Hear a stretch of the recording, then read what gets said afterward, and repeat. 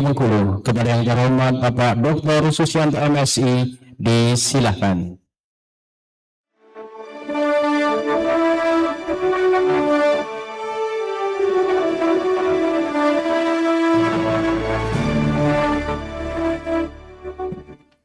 Bismillahirrahmanirrahim.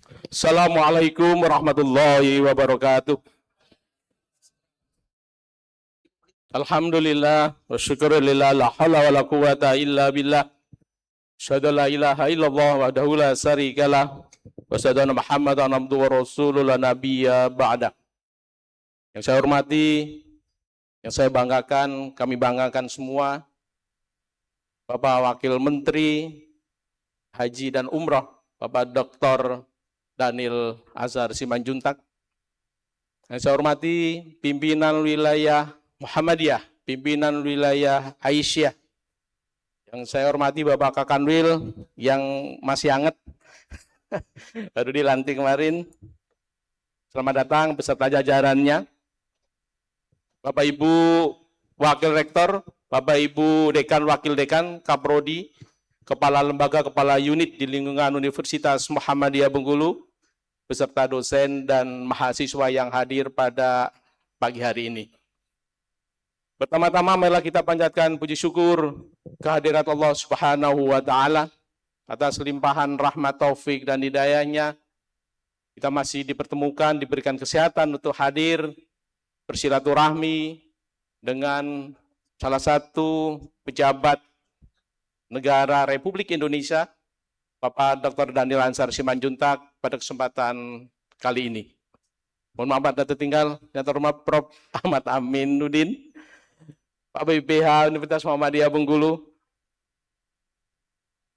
Kehadiran Pak Daniel bagi kami adalah sebuah kebanggaan, satu kehormatan, dan ini adalah pejabat saya hitung yang keempat Wakil Menteri masuk di gedung Aula Hasanuddin Universitas Muhammadiyah Bengkulu. Maka ketika kemarin diinfokan ada Pak Daniel ke sini, kami berharap Pak Daniel bisa nengok, lihat-lihat kami yang ada di kampus dan kita bisa bersilaturahmi. Kita di aula bersejarah, aula yang dibangun, gedung yang dibangun dalam rangka Tanwir Muhammadiyah tahun 2019 dan ada 5 fakultas yang ada di sini. Total semua Pak Daniel bisa saya sampaikan Universitas Muhammadiyah Bengkulu kurang lebih sekitar 8.000 mahasiswa menempati 5 kampus. Ada kampus 1, kampus perjuangan yang ada di Kampung Bali kurang lebih sekitar 8 kilo di sini. Terus kemudian kampus 2 itu bersama-sama dengan pimpinan wilayah Muhammadiyah dan itu sekarang kami pakai untuk pesantren mahasiswa putra di sana. Kampus 3 ada di tengah kota untuk unit usaha, di situ ada klinik, ada minimarket, dan ada laboratorium yang ada di sana. Dan ini kampus 4, ada 5 fakultas yang ada di sini. Plus fakultas 5, kampus 5, ada kurang lebih dari sini sekitar 2 kilo, mendekati bandara. Dan insya Allah mohon doanya dan supportnya Pak Daniel, insya Allah di kampus 5 itulah kami nanti akan mendirikan fakultas kedokteran dan sekarang sedang proses di Jakarta. Oleh karena itu, izinkan kami menyampaikan selamat datang, sebuah kebanggaan bagi kami bisa bersilaturahmi. Kalau selama ini kenal Pak Daniel lewat layar kaca, dan baru kesempatan kali ini bertatap muka dan ternyata memang ganteng. Kalau kemarin di TV belum percaya itu, tapi kalau setelah di sini, oh ternyata memang ganteng nih. Mudah-mudahan Pak Daniel bukan hanya sekali ini saja, tetapi bisa berkali-kali ke sini bersilaturahmi. Ini baru sebagian kecil saja Pak Daniel. Dosennya juga sebagian kecil, mahasiswanya sebagian kecil karena kapasitas di ruangan ini hanya 250. Kemarin tadi malam ketika informasi Pak Daniel mau ke sini, banyak request, kami mau datang, kami datang, saya bilang ya ruangan terbatas, jangan diizinkan semua nanti bisa tidak tertampung. Oleh karena itu, kami sebenarnya kalau kapasitasnya besar, kami sudah sediakan gedung sebelah, sportatorium kapasitasnya bisa 4.000. Oleh karena itu mungkin nanti suatu ketika Pak Daniel mau ke sini lagi, kita butuh 2.000 orang nanti, tidak di sini tapi di gedung sebelah. Oleh karena itu, sekali lagi saya ucapkan terima kasih kehadirannya dan selamat datang di bumi Merah Putih dan khusus di kampus 4 Universitas Muhammadiyah Bengkulu. Mudah-mudahan dapat ada keberkahan yang kita dapatkan dan mudah-mudahan bermanfaat bagi kita semua. Nanti kita dengarkan bersama apa yang disampaikan oleh Pak Daniel terkait dengan kebijakan-kebijakan tentang perhajian. Dan Pak Kakanwilnya ini, mohon maaf ya Pak, Pak Kakanwilnya ini mahasiswa kita Pak, belum wisuda lagi. Sebentar lagi, tapi udah ujian, tinggal wisuda, berarti beliau nanti ikut wisuda di bulan Mei. Selamat ya Pak, atas dilantiknya Bapak sebagai Kakanwil Kementerian Haji dan Umroh. Itu saja, terima kasih, selamat mengikuti sampai tuntas, dan mohon untuk tenang, tidak kulu-kilir ke sana kemari, kita dengarkan, kita simak materi yang akan disampaikan oleh Pak Daniel. Terima kasih. Nasrul minallah wa fadlan qarib wa basiril mu'minin. Assalamualaikum warahmatullahi wabarakatuh. Kami mohon Pak Rektor tetap berada di tempat. Selanjutnya adalah penyerahan plakat kenang-kenangan dari Universitas Muhammadiyah Bengkulu, dan kami undang juga Bapak Wakil Menteri Haji dan Umroh Republik Indonesia, Bapak Dr. Dhanil Ahzar Jendak.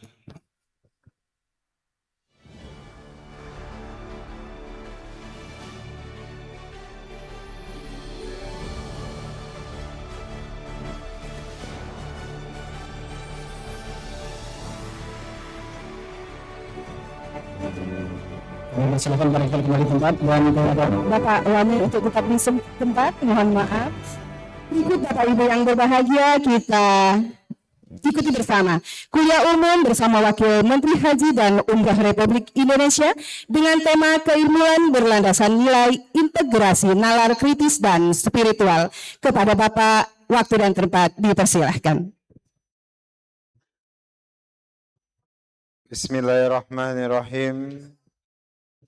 Assalamualaikum warahmatullahi wabarakatuh. Alhamdulillahirabbil alamin. Wassalatu wassalamu ala Rasulillah wa ala alihi wa ashabihi wa mawallah. La haula wa la quwata illa billah. Amma ba'd. A'udzubillahi minasyaitonir rajim. Ya ayyuhallazina amanu taqullah wal tanzur nafsun ma qaddamat ligad wa taqullah innallaha khabirun bima ta'malun. Yang saya hormati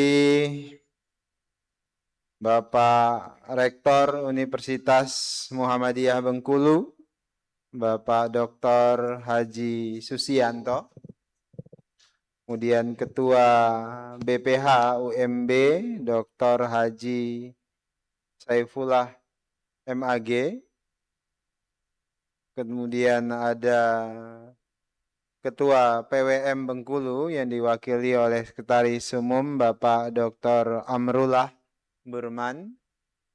Kemudian ada Ketua PWA Bengkulu Ibu Dr. Amnah Kurniati MPDI. Ibu yang mana ini? Ibu.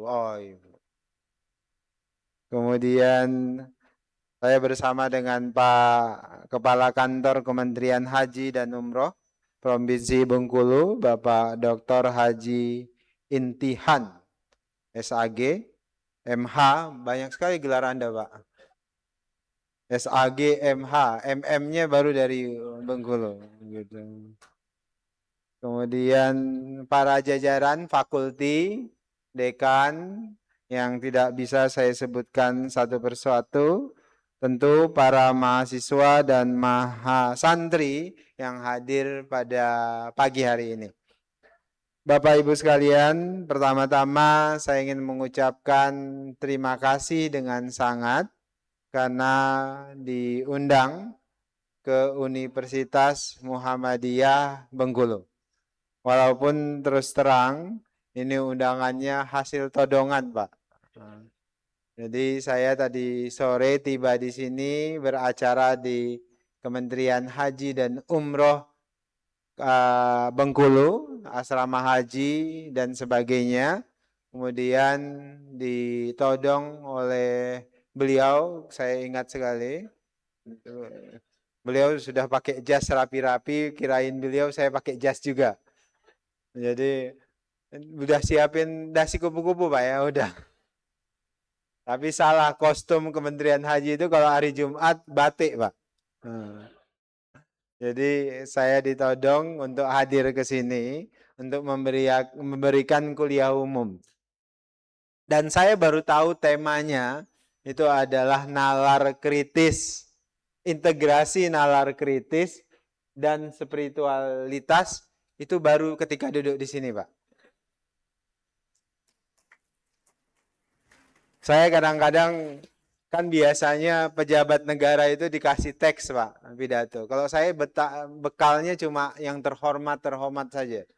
Saya memang nggak merasa seperti pejabat publik karena biasanya bupati, wali kota, gubernur, menteri, wakil menteri, bahkan dirjen segala macam. Biasanya ada teksnya Pak ya.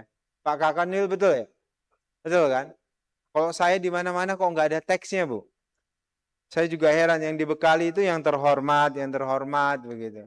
Tapi teksnya mana? Pidato saya harus ngomong apa? Seperti hari ini saya diundang kuliah umum, temanya saya baru tahu ketika saya duduk di situ. Pertanyaannya saya mau ngomong apa? Untung pejabat publiknya itu mantan ketua umum pimpinan pusat pemuda Muhammadiyah. Dan untungnya Pak, saya juga dosen, untungnya begitu. Nah, kelebihan dosen itu dikasih tema 1 menit sebelumnya, dia langsung berpikir, ini mau ngomong apa nih saya habis ini gitu. Tadi saya duduk di situ, saya lagi ngumpulin referensi, apa yang mau saya omongi. Jadi kalau nanti tidak memuaskan Bapak Ibu sekalian, apa yang akan saya omongi, akan saya kuliahi pada hari ini, saya mohon maaf. Karena yang salah adalah Pak Rektor. Mana Pak Rektor baru kasih tema, baru kasih tahu setelah saya duduk di situ, saya baca. Itu pun beliau nggak ngasih tahu, Bu. Beliau tidak ngasih tahu sama sekali saya harus ngomong apa. Saya harus ngomong apa ketika lihat tema ini. Ini saya agak memperpanjang pendahuluan sambil saya mikir mau ngomong apa habis ini. Jadi Bapak Ibu sekalian, saya terima kasih sekali karena bisa bersilaturahim di Universitas Muhammadiyah Bengkulu dan perkembangannya luar biasa. Mahasiswa 8.000 itu adalah pencapaian yang penting untuk Bengkulu yang penduduknya tidak lebih dari 2 juta orang.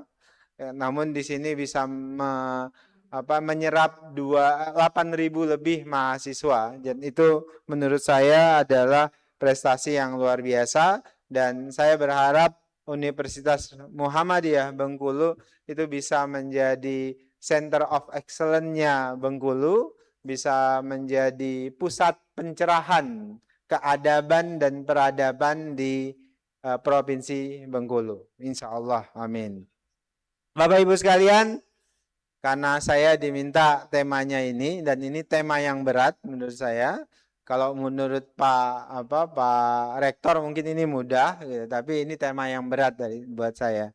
Saya terpikir tadi satu hal yang paling populer di kalangan ilmuwan terkait dengan tradisi nalar kritis, kemudian tradisi spiritualitas. Tapi sebelum saya ke situ, saya mohon nanti beri kesempatan pada sesi pertama, saya ingin bicara tentang apa yang diperintahkan oleh Pak Rektor kuliah umum. Pada sesi kedua, maksud saya bagian kedua, saya akan bicara tentang haji. Nah, jadi saya 2 segmen nih. Segmen pertama, saya ingin bicara tentang apa yang diminta oleh Pak Rektor. Bagian kedua, khutbah yang kedua, kira-kira ini kan kebetulan hari Jumat. Jadi khutbah yang kedua, saya akan menyampaikan tentang haji sedikit saja, karena posisi saya sebagai Wakil Menteri Haji dan Umroh. Pertama, Bapak Ibu sekalian, adik-adik mahasiswa, bicara nalar kritis, bicara tentang spiritualitas, di kalangan ilmuwan memang berkembang istilah ilmu itu bebas nilai, katanya begitu. Ilmu itu bebas nilai. Tidak ada satupun nilai agama atau istilahnya nilai teologis itu yang bisa atau mempengaruhi ilmu. Tapi dalam Islam, nilai teologis itu termaktub sendiri di dalam Al-Quran. Misalnya, berulang-ulang kali dalam Al-Quran itu ada kalimat afala ta'kilun, afala tatafakkarun. Itu kan kalimat yang sering kali diulang-ulang dalam Al-Quran. Afala ta'kilun, afala tatafakkarun. Jadi memang tradisi Islam itu adalah tradisi nalar, tradisi penalaran. Makanya kalau kemudian agama dianggap mencerabut nalar, itu justru agama yang tidak hadir untuk hidup dan kehidupan. Kita paham betul ketika sebelum masa Renaissance. Renaissance itu, Ibu Bapak, itu kan masanya Barat. Masanya Barat.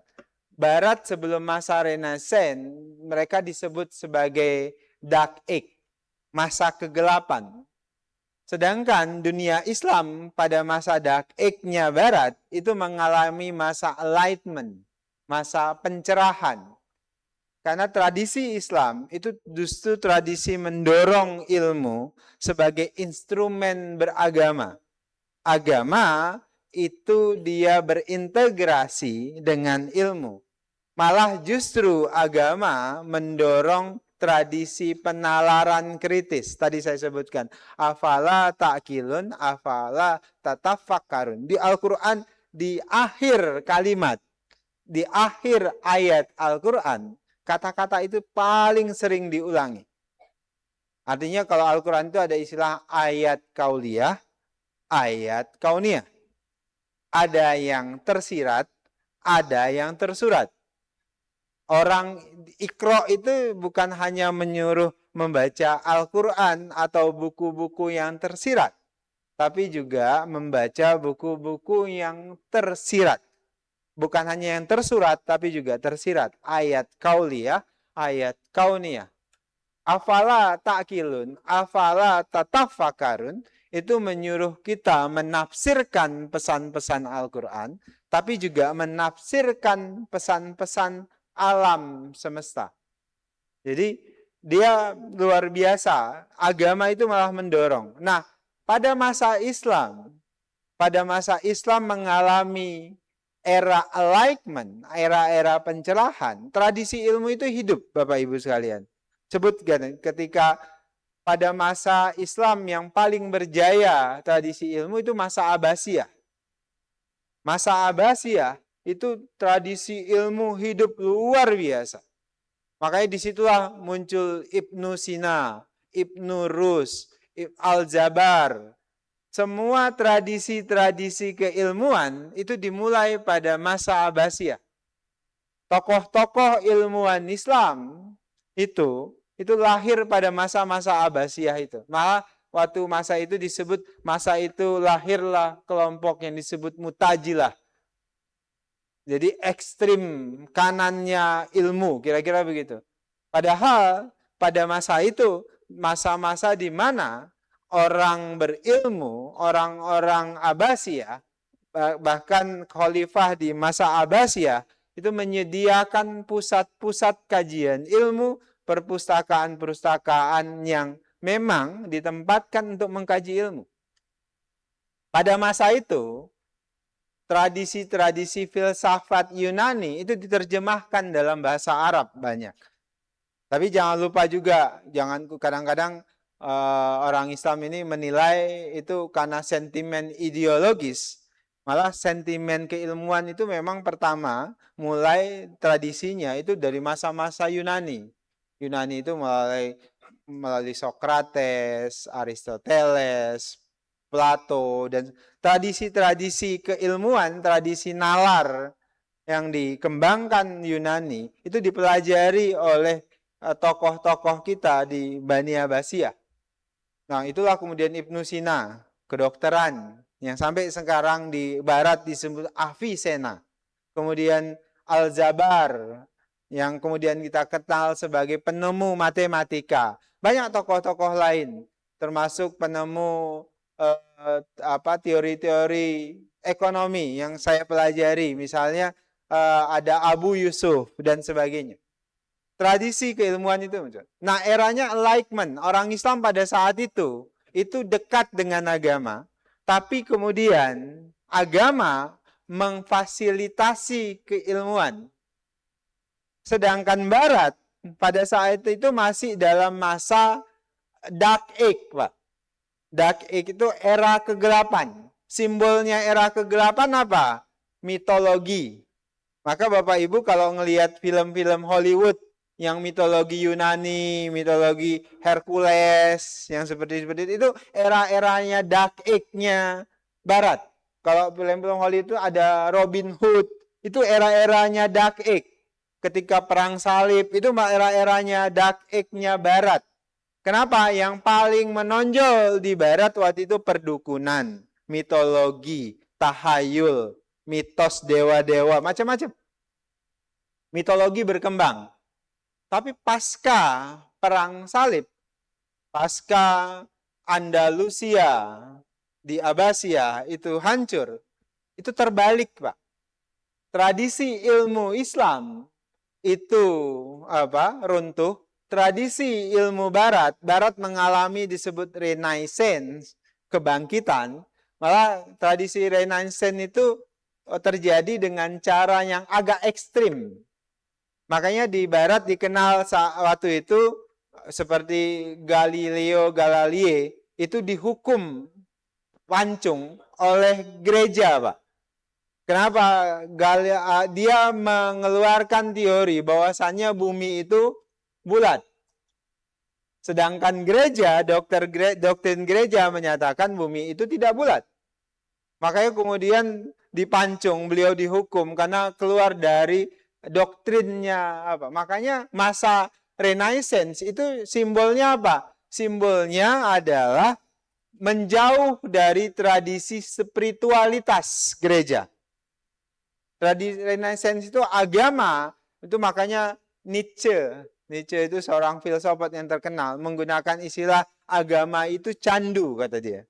Kenapa? Karena agama bagi Nietzsche pada saat itu justru kemudian menjauhkan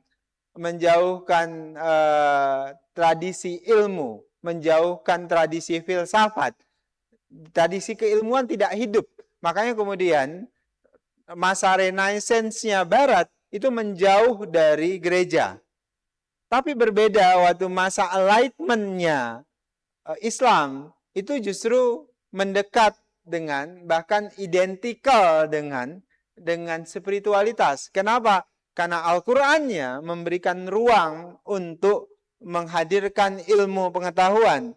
Ibaratnya itu Al-Qur'an itu kalau bagi para peneliti ada fenomenologinya. Jadi kalau bapak-bapak peneliti ini, Al-Qur'an itu memberikan tanda awal yang harus diteliti. Kira-kira begitu kan, Al-Qur'an bilang ada 7 lapisan, itu fenomenologi yang kita disuruh afala ta'kilun itu. Jadi ada tanda-tanda banyak dalam Al-Qur'an itu. Nah, kalau tradisi Renaissance dia terbalik, jauh dari rumah ibadah, jauh dari gereja, maka muncullah. Makanya di awal-awal pengembangan ilmu pasca Renaissance, sayangnya begini, Islam mengalami Dark Age. Jadi ketika Barat Renaissance, itu eranya Enlightenment-nya Barat. Kalau orang Jerman bilang ini eranya Enlightenment. Nah, sedangkan Islam mengalami diminishing. Kebalik, Islam mengalami Dark Age. Maka di dunia Islam, itu yang muncul apa? Perdukunan. Yang muncul tahayul. Yang muncul bid'ah. Yang muncul, itu era Islam diminishing begini, Pak.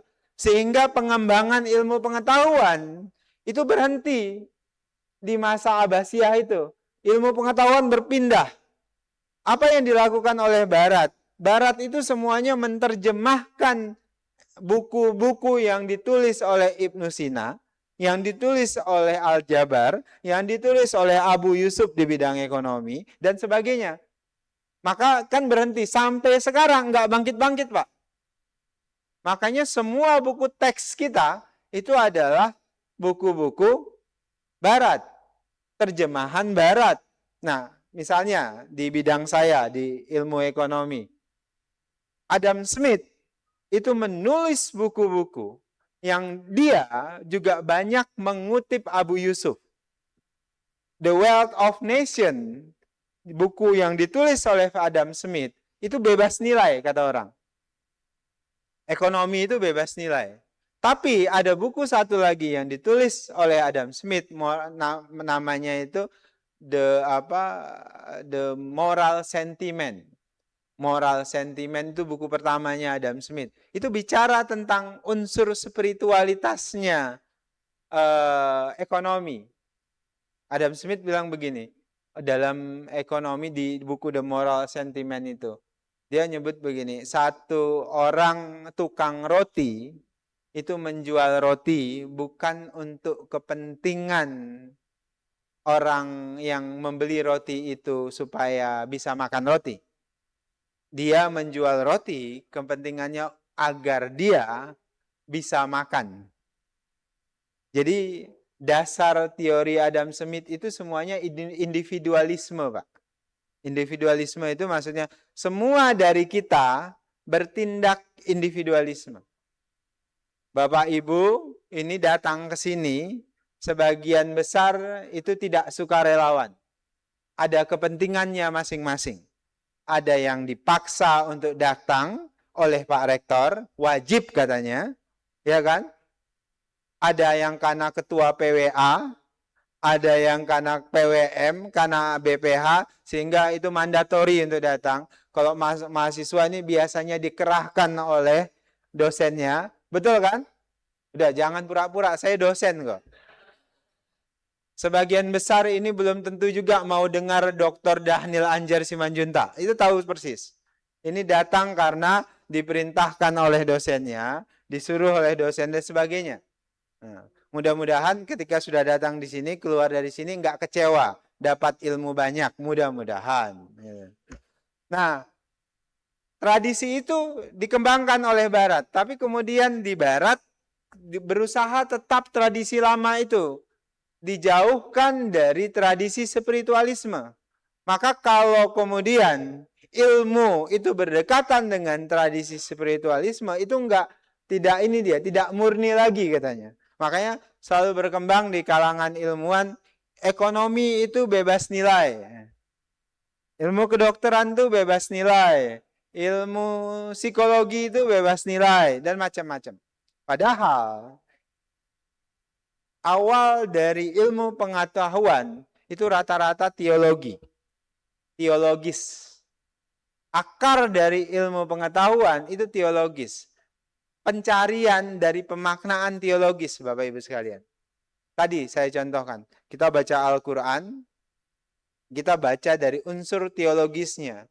Tapi kemudian dalam Al-Quran itu banyak kata-kata simbolik, unsur-unsur simbolik yang kemudian memaksa para peneliti, para ilmuwan mencari makna. Itu yang dilakukan. Nah, makanya dalam Islam, ilmu pengetahuan itu begini, dalam tradisi orang Islam, misalnya Ibnu Ghazali bilang begini, tidak ada orang yang berilmu itu yang tidak beradab. Orang berilmu itu pasti beradab. Jadi kan kalau Bapak Ibu tuh suka menggunakan kalimat percuma ilmu tinggi tapi adab rendah. Kan selalu begitu kan, Bu? Sebenarnya kalau orang berilmu tinggi, dia pasti beradab. Nggak bisa dipisahkan tuh, Bu.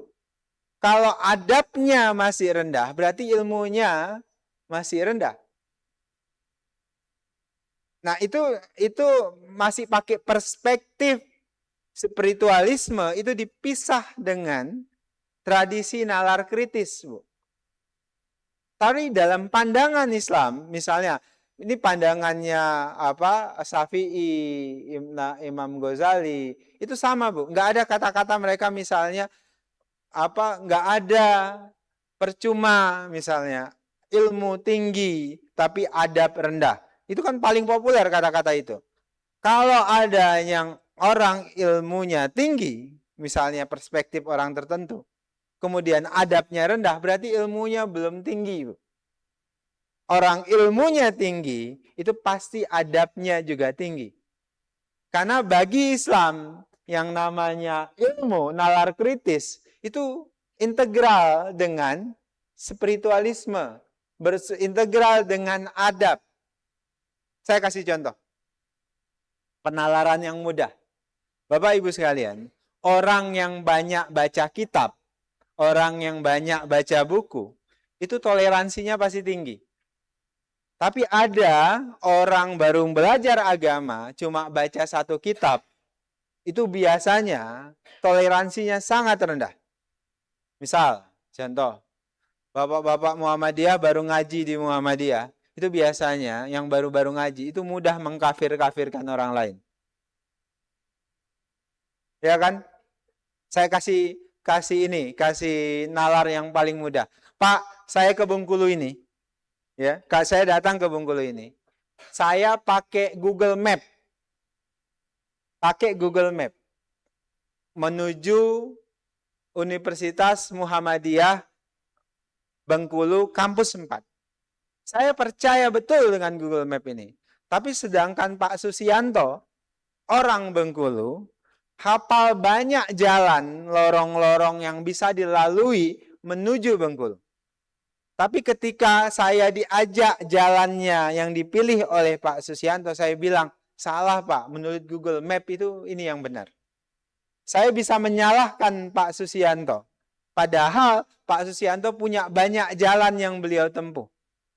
Saya tapi ngotot, saya nggak punya banyak pilihan. Saya cuma ini. Tapi saya bisa menyalahkan dia. Karena berdasarkan Google Map, hanya ini yang benar.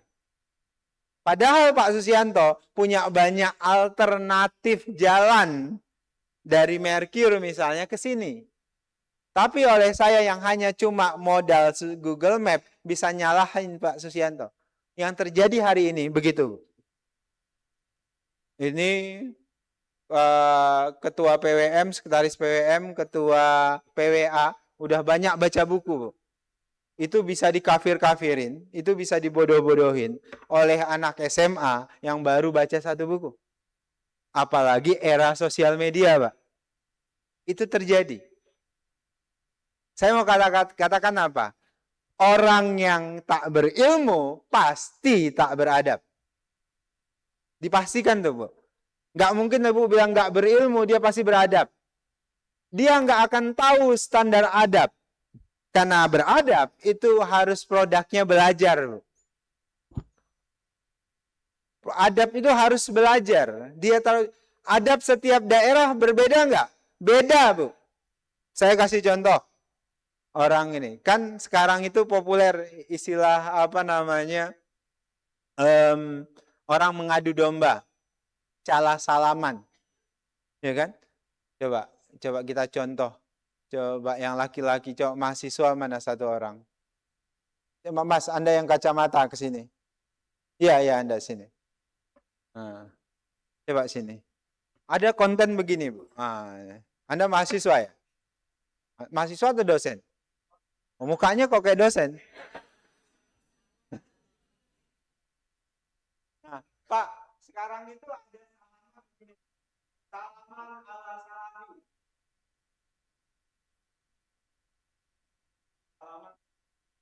Salaman ala Muhammadiyah. Salaman ala NU. Salaman ala pesantren itu bolak-balik.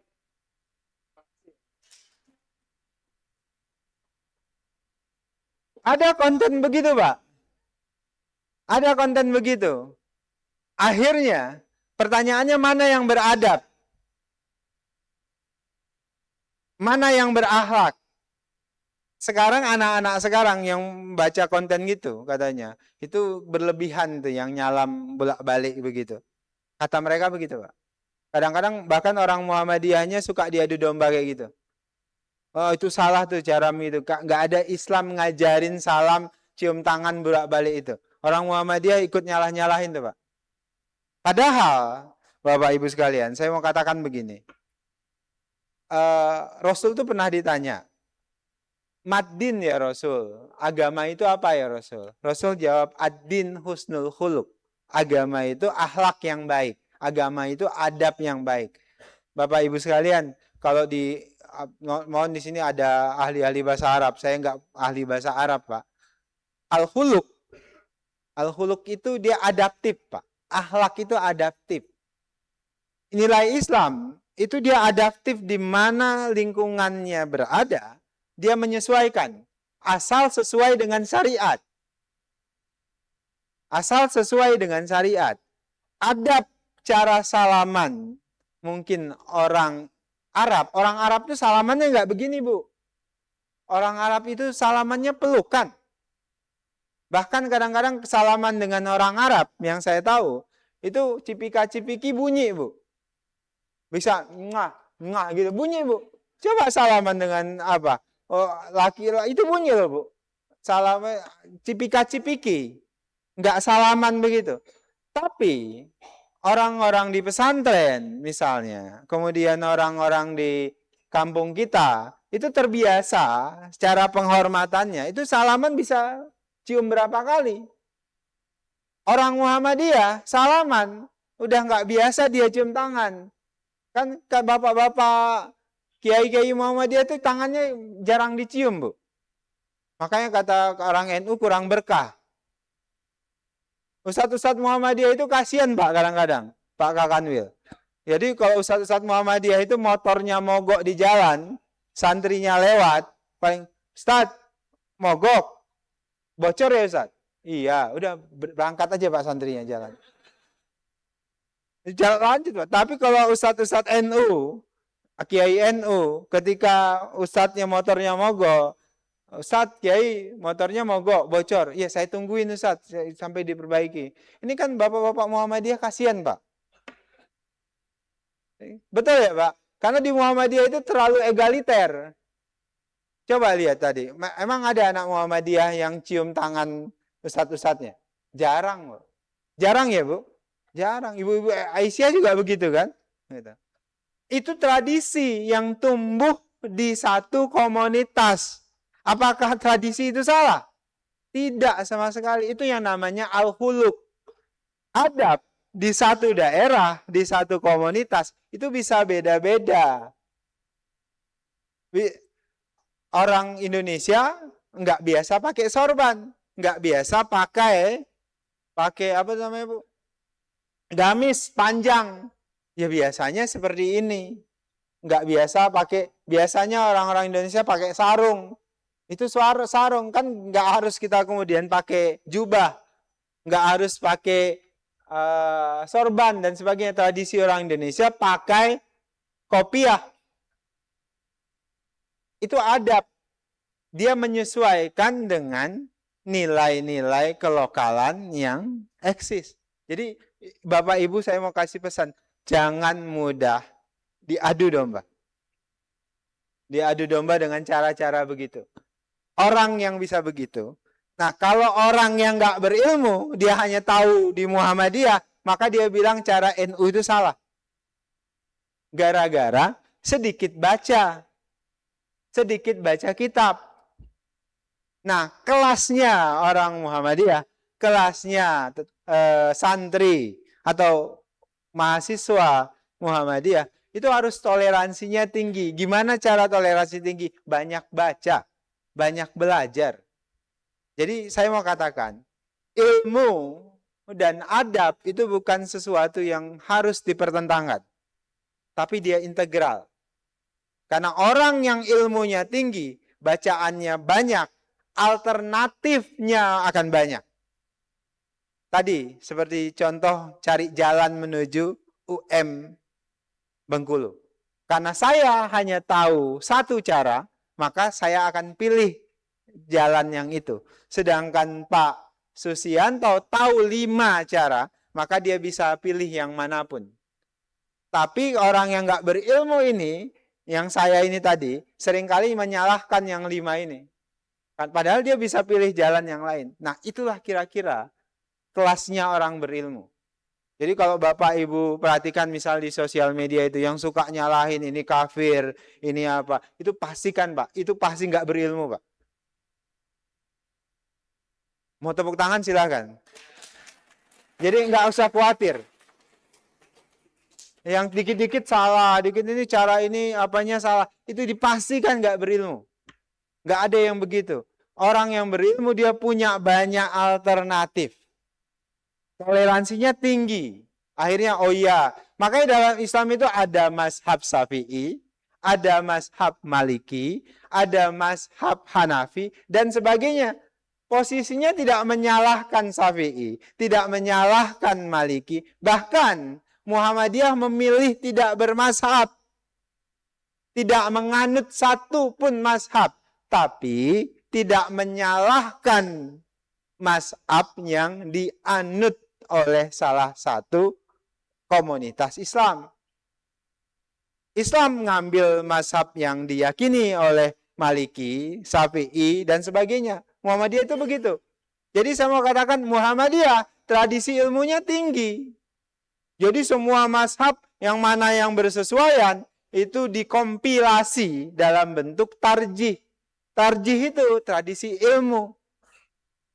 Makanya saya selalu menyampaikan kampus itu tempatnya ilmu. Kampus tempatnya perbedaan.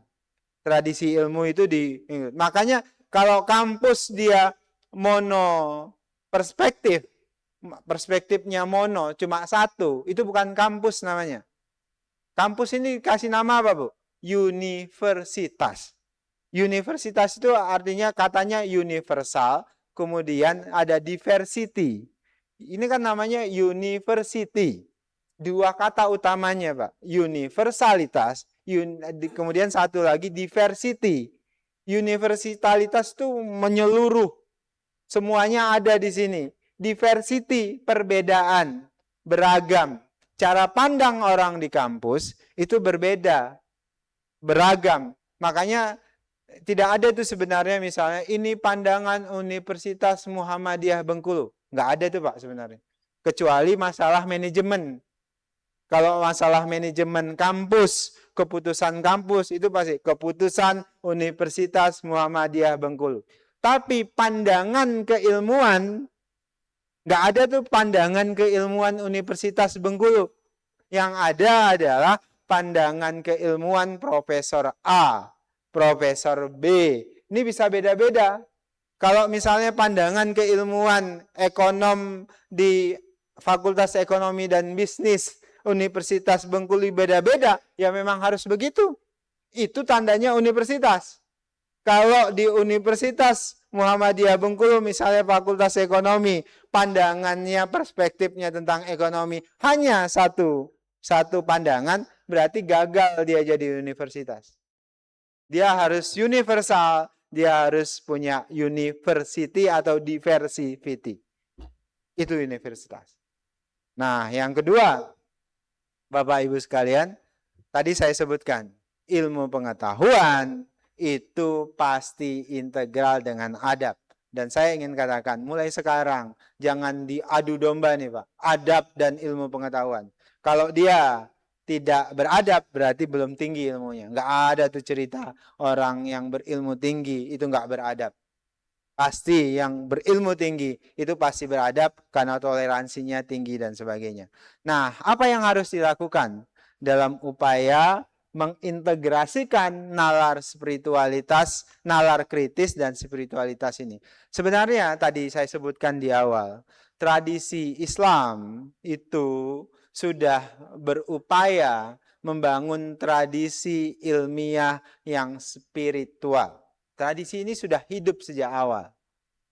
Tapi kita seringkali terikut dengan tradisi renaissance-nya Barat. Karena apa yang terjadi di Barat dengan terjadi di Islam itu dua hal yang berbeda, Pak. Barat malah justru doktrin-doktrin rumah ibadahnya, tokoh agamanya, klerginya, atau tokoh-tokoh agama, itu menjauhkan dengan tradisi ilmu. Tapi Islam, Al-Quran kita, para nabi kita, kemudian para pemimpin kita dalam tradisi Islam, para khalifah dan seterusnya pada masa itu justru memberikan ruang yang lebar untuk ilmu pengetahuan.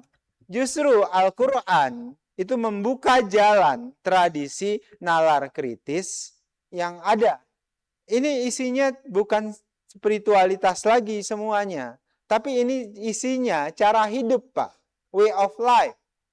Misalnya sekarang, kita bicara ekologis. Hutan jangan ditebang, nanti banjir. Lingkungan harus dijaga. Semuanya dibicarakan di sini melalui tanda-tanda tadi. Cuman orang-orang yang afala ta'kilun, afala tatafakarun, itu bisa membaca tanda-tandanya, Pak. Makanya sekarang saya selalu pesan, tradisi kesadaran ekologis itu harus muncul. Kesadaran ekologis itu kesadaran terhadap lingkungan. Jadi istilahnya sekarang ekoteologis. Ekoteologis itu adalah pesan-pesan firman-firman Allah untuk menjaga lingkungan itu harus terus dihidupkan. Ekoteologis. Berislam artinya ramah lingkungan. Berislam artinya enggak tebang pohon, merawat sungai. Makanya saya sering sebutkan, sering mengutip, misalnya Mbah Dahlan itu kan sering mengutip Muhammad Abduh. Muhammad Abduh kan berulang kali menyebutkan, saya tidak temukan Islam di Timur Tengah, tapi saya temukan Islam di Eropa. Kan Muhammad Abduh itu kan selalu begitu. Bahkan coba lihat tuh, ada satu dialog menarik ketika Buya Hamka didatangi oleh salah satu peserta pengajiannya di Al-Azhar. Buya Hamka ditanya begini, Buya, saya ketika ke Mekah, saya pikir nggak ada pelacuran. Tapi saya keliling, saya temukan ada pelacurannya. Bahkan pelacurnya menggunakan jilbab dan cadar. Kata siapa ini? Apa jawaban Buya Hamka? Saya ketika ke New York, nggak temukan satupun pelacuran. Yang saya temukan, itu orang sholat, orang berbuat baik, dan sebagainya. Itu kata Buya Hamka. Buya cuma jawab begitu. Tapi Buya lanjutkan. Tahu Anda kenapa Anda temukan pelacuran di Mekah? Karena yang Anda cari, yang ada di pikiran Anda, itu adalah pelacuran. Maka ketika Anda ke Mekah, yang Anda cari itu adalah pelacuran. Maka dipastikan Anda akan menemukan. Sedangkan saya di New York, itu hanya cari orang yang baik, orang yang sholat, orang yang berbuat baik. Yang saya temukan begitu. Jadi, apapun yang Anda cari, Bapak Ibu sekalian, Anda akan temukan. Jadi, Buya Hamka mau kasih pesan.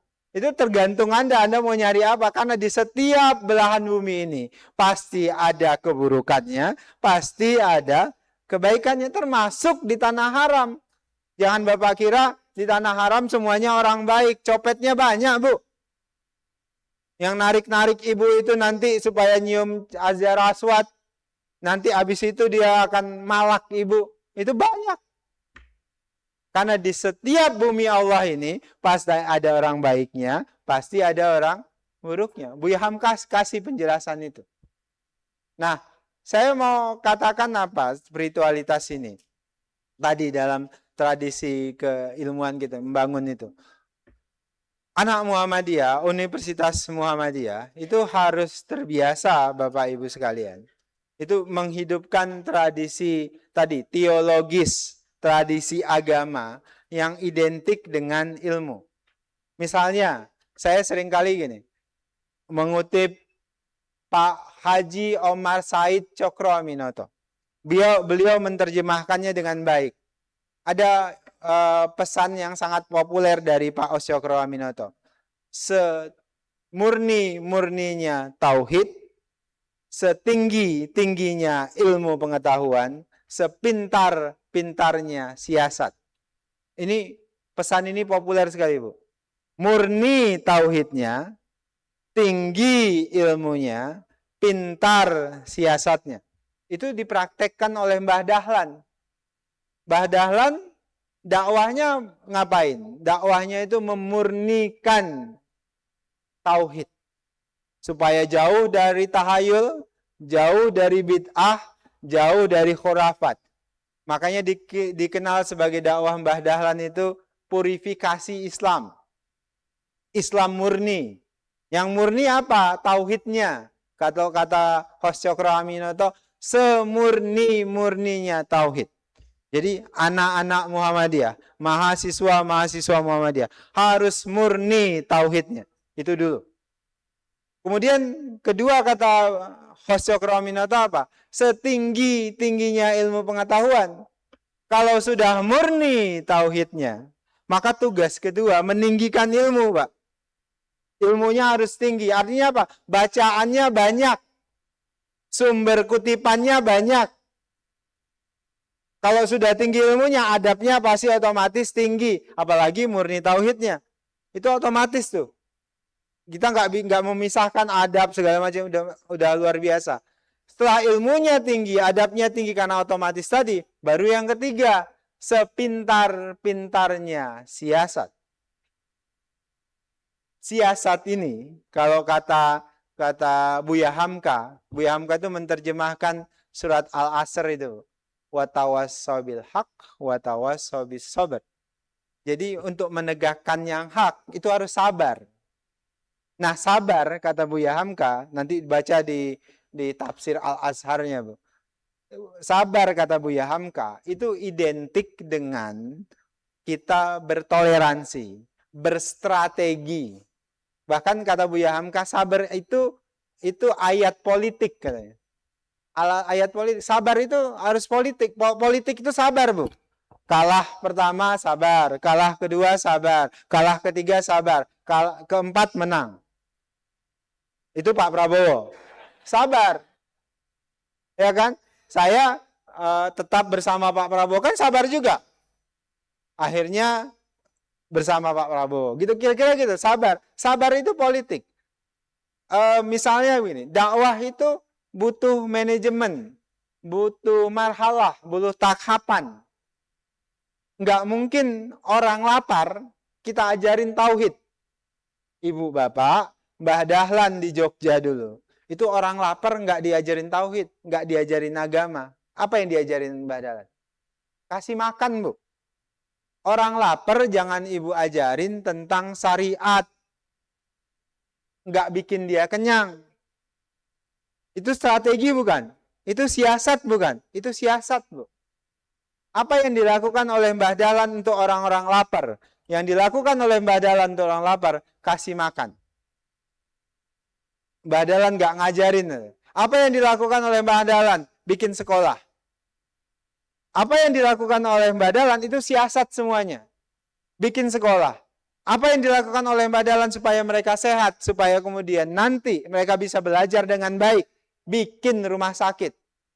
Apa yang dilakukan Mbah Dahlan untuk orang-orang yang yatim, padi jompo, nggak ada yang ngurus. Beliau bikin panti. Tidak satupun di awal-awal dakwah Mbah Dahlan itu ngajarin tauhid, ngajarin syariat. Yang dilakukan oleh Mbah Dahlan, selesaikan masalah mereka. Masalah mereka apa? Pendidikan. Masalah mereka apa? Lapar. Masalah mereka apa? Sakit. Masalah mereka apa? Nggak ada yang ngurus. Habis itu, baru ibu ajarin syariat, baru ibu ajarin tentang tauhid. Itu namanya siasah. Siasah itu manajemen. Kan dakwah itu ada istilah as-siasatud dakwah.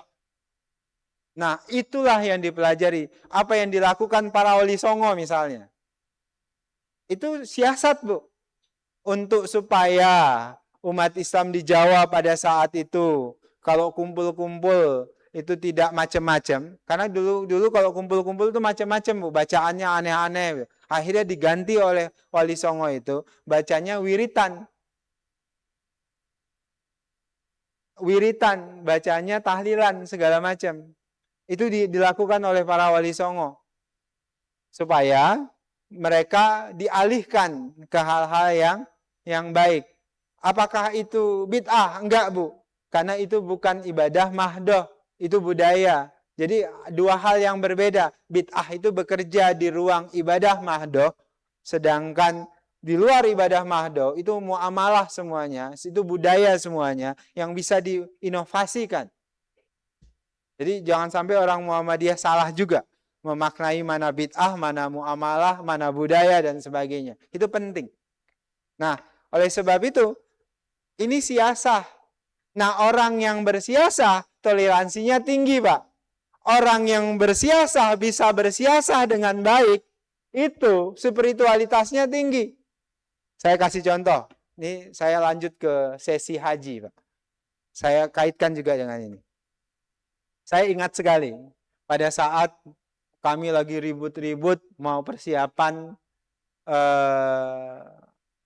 Kementerian Haji, Undang-Undang Haji. Ada satu statement dari saya yang itu bikin ribut banyak orang.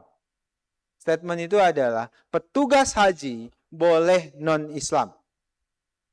Saya keluarkan statement itu. Petugas haji, kemudian ASN, Kementerian Haji, itu lintas agama. Saya sebut begitu, Pak. Petugas haji dan lintas ASN di Kementerian Haji dan Umroh nanti. Waktu itu saya sebut Badan Haji, penyelenggara haji dan umroh. Itu boleh dari lintas agama. Apa yang terjadi di sosial media, di kelompok masyarakat, itu hujatan terhadap Dhanil Anjar Simanjuntak itu tinggi sekali. Bahkan ada yang nyebut itu Dhanil itu kafir. Dhanil itu nggak paham syariat, nggak paham agama. Mungkin sebagian besar juga dari Universitas Bengkulu.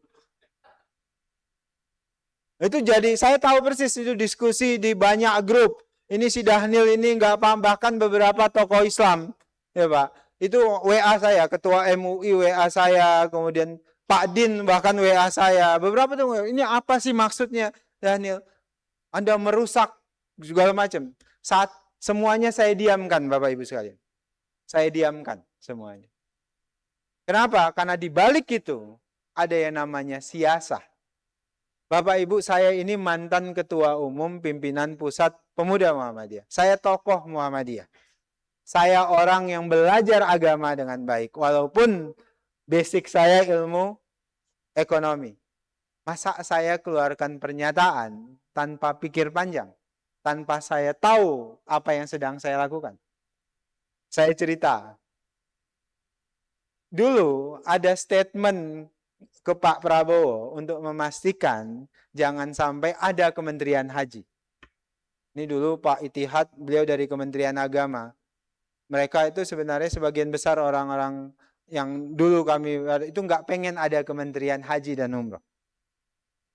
Kenapa? Alasannya satu, kalau ada satu kementerian yang hanya ngurusin umat Islam, itu nggak sesuai dengan nilai-nilai Pancasila, nggak sesuai dengan nilai-nilai kebinekaan. Ini nggak nasionalis, Pak Prabowo nggak nasionalis. Dikeluarkan statement itu, Pak.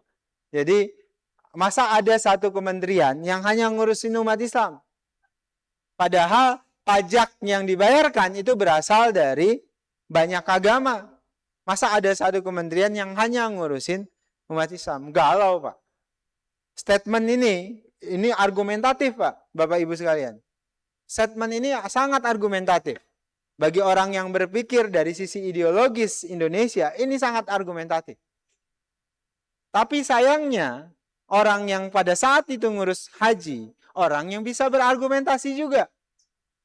Yaitu Dhanil Anjar Simanjuntak. Yang dihujat oleh ibu-ibu di Muhammadiyah Bengkulu misalnya. Atau bapak-bapak yang tadi nyebut saya kafir, nggak paham agama. Itu banyak di sosial media, Pak. Kemudian apa yang saya lakukan ketika statement itu keluar? Saya ingat sekali, saya di atas, ini ada Mas Ihsan ini. Mas Ihsan ini tenaga ahli bidang media. Saya turun ke lantai 3. Saya lantai 3, saya tanya ke ASN Kementerian Haji. Ada nggak di kita ini yang Kristen, Hindu, Buddha dan sebagainya? Ada, Pak. Apa? Ada bidang IT kita itu Kristen. Oh ya, Kristen. Bidang IT kita itu Kristen. Terus ada lagi, Pak, yang mau pindah dari Kementerian Agama, itu dari Buddha dan Hindu. Mereka mau pindah ke kita. Bisa nggak, Pak? Boleh, saya bilang. Boleh. Boleh, Pak. Saya bilang. Ditanyain wartawan, boleh nggak petugas haji dari yang Kristen Hindu? Boleh, saya bilang. Boleh nggak ASN dari? Boleh. Bapak Ibu sekalian, ASN Kementerian Haji itu boleh dari Kristen, Hindu, Buddha. Melanggar syariat nggak? Enggak. Kenapa? Karena Kementerian Haji itu dibiayai oleh APBN. Uangnya dari berbagai semua. Tidak boleh ada lembaga pemerintah yang itu diskriminatif terhadap agama lainnya. Pertanyaannya, ASN bidang apa mereka? Tentu ASN yang tidak terkait dengan syariat. IT boleh, bisa, karena kemampuan mereka sangat dibutuhkan di situ. Bidang-bidang tertentu bisa. Petugas haji boleh enggak dari non-Islam? Boleh, Bu. Di NTT, petugas haji yang mempersiapkan keberangkatan itu rata-rata Katolik. Di Bali, yang mempersiapkan petugas haji di daerah itu rata-rata Hindu. Di tempat saya, Tapanuli Tengah, Nias, Sumatera Utara, itu petugas haji yang di embarkasi, semuanya banyak Katolik, Kristen, dan sebagainya. Boleh enggak? Boleh. Yang enggak boleh di mana? Yang enggak boleh itu di tanah haram. Enggak akan ada itu petugas haji yang di tanah haram. Baik itu di Mekah maupun Madinah. Di Jeddah boleh enggak? Boleh, Pak. Rata-rata petugas yang di-hire oleh pemerintahan Saudi Arabia itu Katolik. Kenapa? Yang dari Filipina. Kenapa dari Filipina? Bahasa Inggrisnya bagus. Itu pelayanan di Jeddah itu, Pak. Itu orang Filipina rata-rata. Nah, terus saya keluarkan statement itu, saya dimaki-maki luar biasa. Padahal itulah namanya as-siyasatu dakwah. Kalau statement itu tidak saya keluarkan, belum tentu jadi nih Kementerian Haji dan Umroh, Pak. Pada saat itu keluar statement itu, ya silakan. Saya jelaskan itu ke Pak Prabowo. Saya jelaskan ke Pak Prabowo. Jadi mungkin ya, bisa Pak. Nggak mungkin jadi monoteisme itu di kementerian kita. Oh, itulah yang meyakinkan Pak Prabowo. Ini nasionalis selain kita menjelaskan fakta sejarah tentang haji. Bapak Ibu sekalian, seringkali kami misalnya yang orang Islam itu seringkali di orang Islam karena ilmunya, bacaannya itu rendah. Yang terjadi apa? Siasahnya pun nggak ada, Pak. Ya, saya nggak usah bicara yang komunitas lain. Orang Muhammadiyah juga sering begitu. Tauhidnya murni. Bapak Ibu kalau tauhidnya murni, tapi bacaannya nggak ada. Jadi apa? Jadi taklid. Kalau orang Muhammadiyah yang dia perangi itu adalah taklidiyah, perbuatan taklid. Kalau ilmunya tidak tinggi, maka dia akan taklid. Semua orang disalah-salahinnya. Gara-gara apa? Gara-gara bacaannya tarjih saja misalnya. Murni, udah murni sekali tauhidnya. Tapi ilmunya itu tidak tinggi sama sekali. Akibatnya apa? Dia yang jadi taklid. Kemudian ilmunya tidak tinggi, itu nggak mungkin siasahnya nggak pintar. Ini otomatis. Kalau ilmunya udah tinggi, dia selalu banyak cara untuk mencapai tujuan. Tadi istilah saya, karena Pak Susianto tahu banyak jalan menuju UM Bengkulu ini, maka beliau akan pilih jalan-jalan yang lebih mudah. Siasatnya tinggi. Oleh sebab itulah, Bapak Ibu sekalian, mulai sekarang, orang Muhammadiyah, anak Muhammadiyah, penuhi tauhidnya murni, tapi ilmunya tinggi. Jangan tauhidnya murni, ini kalau udah tauhidnya murni tapi ilmunya tidak tinggi, apa? Taklid. Akan mudah nyalahin orang, takfiri, mengkafirkan orang. Kemudian taklibidiyah, membid'ah-bid'ahkan orang dan sebagainya. Nah, oleh sebab itu, tema yang dipilih kali ini, walaupun baru saya baca tadi, setidaknya itu harus menjadi semangat utama Universitas Muhammadiyah Bengkulu.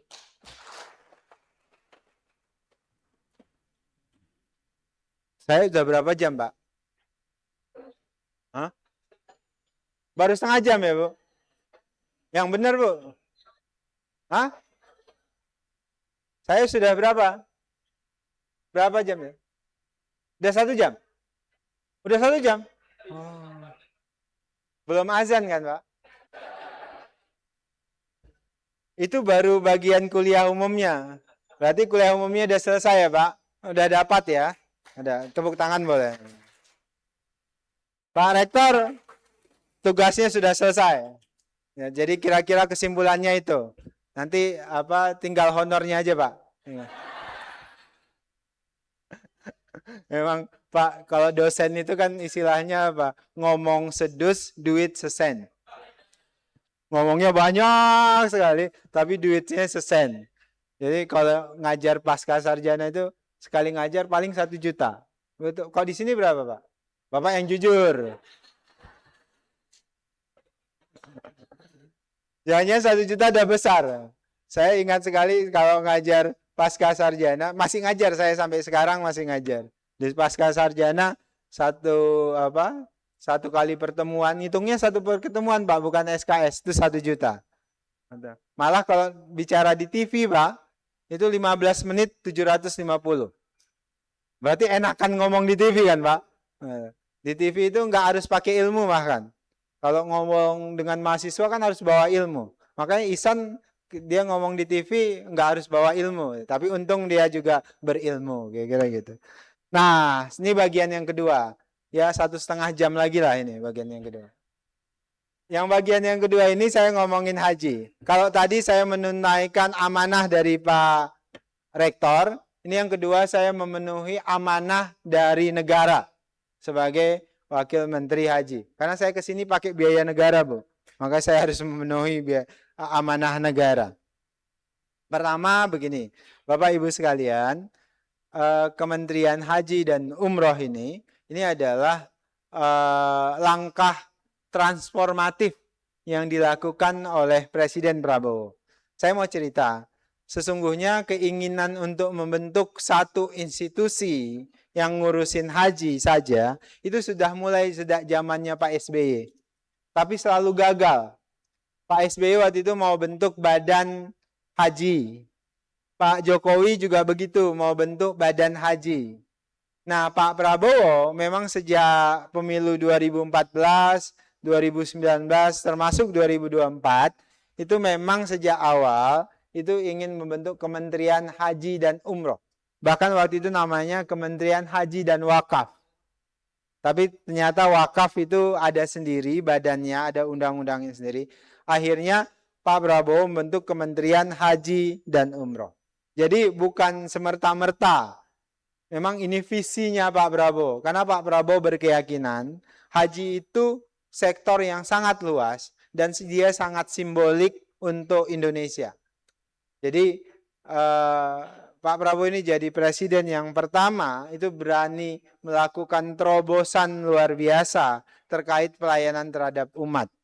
Jadi Bapak Ibu sekalian, Kementerian Haji dan Umroh ini kenapa harus ada kementerian sendiri? Karena bagi Pak Prabowo, sektor haji dan umroh itu punya skala ekonomi yang besar sekali. Ada 3 juta orang yang setiap tahun itu berangkat ke Tanah Haram, ke Saudi Arabia. Yang ngantri banyak sekali dan itu punya potensi ekonomi yang luar biasa. Ada 40 triliun perputaran duit di sektor perhajian di Indonesia dan itu cukup besar. Belum lagi pelayanan haji selama ini itu menjadi isu sensitif karena banyak sekali, saya sering nyebutnya kartel-kartel haji, orang-orang yang memanfaatkan sektor haji itu untuk kepentingan mereka. Nah, oleh sebab itu pada saat ini kami fokus pada upaya banyak perbaikan-perbaikan di sektor haji. Walaupun terus terang Bapak Ibu, tidak mudah. Kami ini sekarang masih disibukkan pada institusionalisasi, pembenahan kelembagaan sampai dengan proses persiapan penyelenggaraan. Jadi masih banyak yang tidak sempurna. Nah, oleh sebab itu kami membutuhkan bantuan dari Bapak Ibu untuk sektor perhajian ini.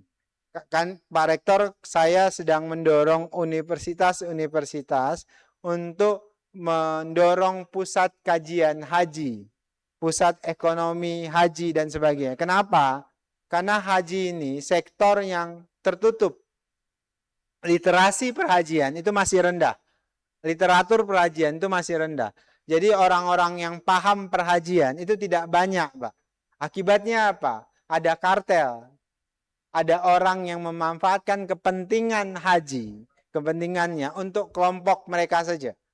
Yang masyarakat tidak tahu masalah perhajian. Akhirnya mereka jadi komoditas. Nah, oleh sebab itu, saya butuh nanti Universitas Muhammadiyah Bengkulu itu bisa bekerja sama dengan Kakanwil Kementerian Haji di Bengkulu untuk mengembangkan literasi haji, penelitian haji. Maka agaknya nanti mahasiswa kita misalnya di Fakultas Ekonomi dan Bisnis, misalnya di Fakultas Agama, ada Pak? Fakultas Agama itu kemudian mengembangkan riset-riset haji. Karena riset-riset haji itu nantinya akan membuat kajian tentang perhajian itu makin terbuka. Sehingga orang lebih banyak belajar tentang haji, orang lebih banyak belajar tentang unsur ekonomi haji, orang juga lebih banyak bicara tentang kebangsaan haji. Bapak bangsa gitu itu para haji, Bu. Coba lihat, Haji Hasanuddin itu haji loh. Jadi dulu kalau orang sudah naik haji, pulangnya itu jadi tokoh bangsa. Mereka melakukan perubahan, mabrur, punya manfaat bagi lingkungan. Haji Omar Said Cokro Aminoto, itu begitu juga. Haji Agus Salim, Haji Ahmad Dahlan, Haji Hasyim Asy'ari. Semua tokoh-tokoh haji itu menjadi simbol-simbol kebangkitan bangsa. Nah, makanya Pak Prabowo sering menggunakan istilah ini eranya kebangkitan para haji-haji. Kebangkitan para haji-haji itu baik dari sisi spiritualitas, baik dari sisi ekonomi, baik dari sisi kebangsaan. Ini momentum yang baik untuk kemudian bisa mengembangkan sektor perhajian ini sebagai simbol ekonomi, simbol spiritual, juga simbol kebangsaan. Dan mudah-mudahan bisa dibantu nanti oleh Pak Rektor, bisa bekerja sama dengan Kakanwil Haji dan Umroh. Apalagi beliau ini alumni UM Bengkulu. Masih segar lagi, Bu. Masih dan beliau beruntung kan, belum tentu juga kalau beliau masih di Kementerian Agama, kalau nggak ada Kementerian Haji bisa jadi Kakanwil, Pak. Sekarang kantornya lebih besar daripada Kakanwil Kementerian Agama. Karena kantornya 4 hektar, yaitu di asrama haji. Sekali lagi terima kasih dari saya untuk Bapak Ibu semuanya. Saya ingin tutup dengan pantun. Tadi acara bilang harus ada pantun. Masuk ke hutan untuk berburu. Alhamdulillah dapatnya ikan. Universitas Muhammadiyah Bengkulu. Mantap nian. Ada 13 lagi, Bu. Pergi haji ke kota Makkah. Diantarnya sama Pak Intihan. Dukung terus gerak Muhammadiyah untuk umat berkemajuan. Satu lagi, Bu, satu lagi.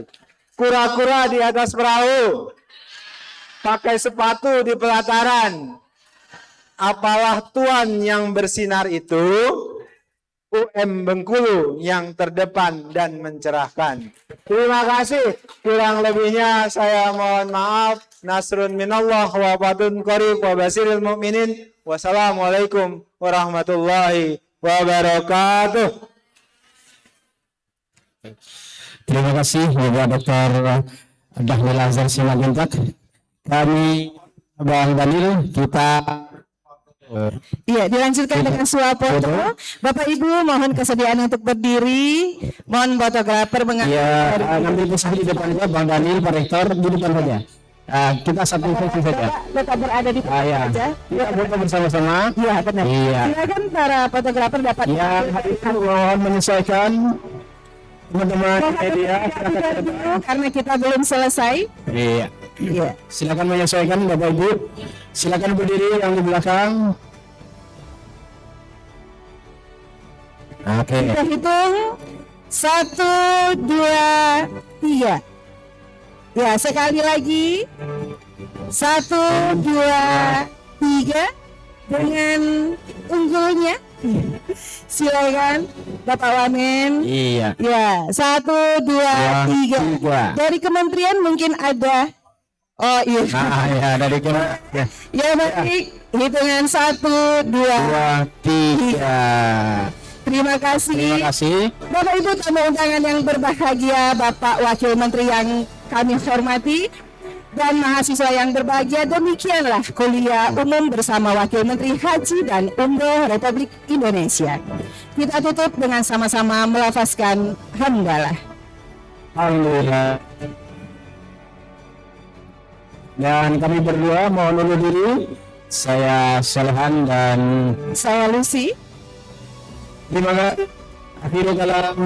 Assalamualaikum Assalamualaikum warahmatullahi wabarakatuh. wabarakatuh.